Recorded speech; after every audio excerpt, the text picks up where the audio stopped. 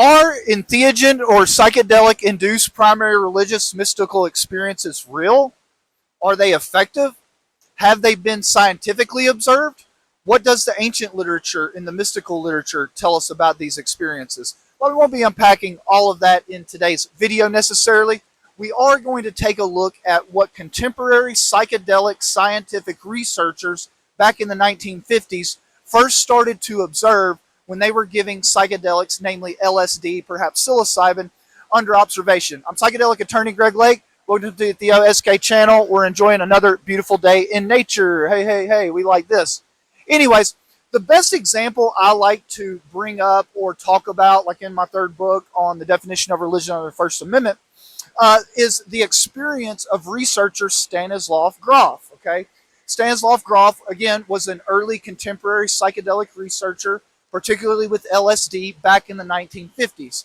Now, one important thing to remember about Stanislav Grof and his experience both as a physician exploring LSD and its potential benefits and how it can reveal what we knew about the psyche at the time, but also reflecting upon his personal experience with LSD and how that was meaningful and impactful for him.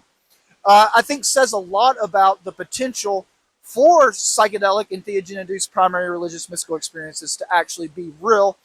But at the end, I think it's really in the eye of the beholder. We'll get to that in a minute. Now, Stanislav Grof wasn't an American researcher. He was actually in Cold War Eastern Europe after the Cold War, during the Cold War. And so obviously in that environment was a very materialistic, very secular-based environment and a very dangerous environment, ladies and gentlemen. So, right, in that time, he comments that, especially as a doctor, expressing any kind of mystical or uber religious metaphysical beliefs or views would either get you laughed at or worse. Okay. However, beginning the works that I read for Stanislav Grof, he really began talking about his personal experience with LSD in Cold War Eastern Europe. Okay. And, he said the irony was because he did. He said, look, I had a very profound religious mystical experience comparable to what he had read in ancient literature, mystical texts, even religious texts, right? But it was very ironic to him that in the middle of this extremely secular, extremely materialistic scientific paradigm in which he existed, he, the doctor, the scientist, were having with LSD these, very mystical, profound religious experiences, okay? Now, while he was conducting his research, he immediately started to notice what he calls perinatal experiences, meaning subjects were having these experiences of life, death, and rebirth, sometimes multiple times throughout a session. On top of that, they were experiencing what they described to him to be experiences compatible with the mystical, religious, ancient literature, okay?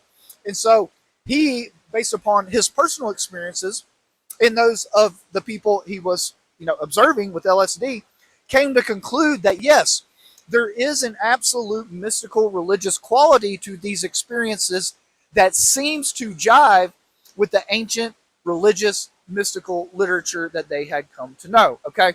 And just so we're clear, today, the way researchers actually gauge mystical, primary religious mystical experiences is using different qualities of prior ancient mystical religious experiences in these texts, taking qualities described in those experiences and then using that as a basis for assessing whether people under the influence of psychedelics and entheogens are having the same type of experiences. Now, the most important part of this video, I think, is the four different paradigms that these psychedelic researchers fell into once it became kind of certain that these experiences under psychedelics really match the experiences in these ancient religious mystical texts, okay? Now, one group of researchers, right, the really secular materialist researchers said, oh, okay, well, this is just proof because if people are having the same experiences just by consuming a substance that they're describing here, then it must be something just in the brain, maybe some ancient protein that's still expressing itself in the brain. But these things are not real. There is no mystical or divine realms.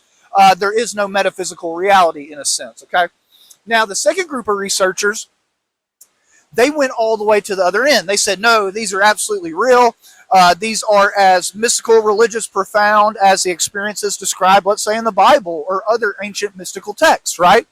And then there was the third camp of people, right? And the third camp of people, they thought, well, yes, these are real and they are meaningful and in a sense mystical and religious, but they'll never, because they're, substance induced. And again, there's some archaeological and anthropological evidence that might, rebut this now.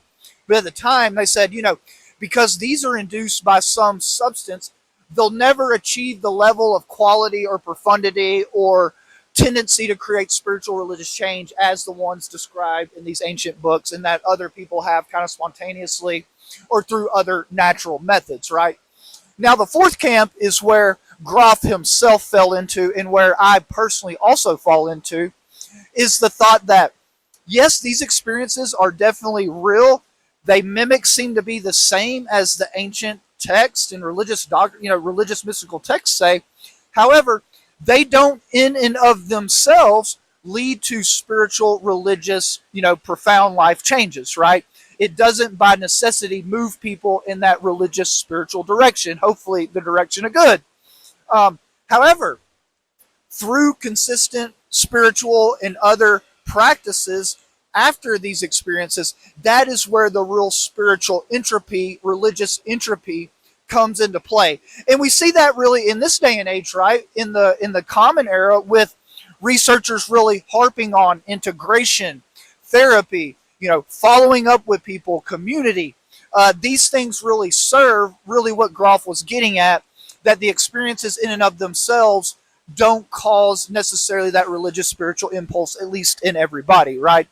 And so today I just wanted to break that down for y'all because I find that a useful paradigm to view as I'm thinking about these things in a much larger meta paradigm, which we will get to on this channel.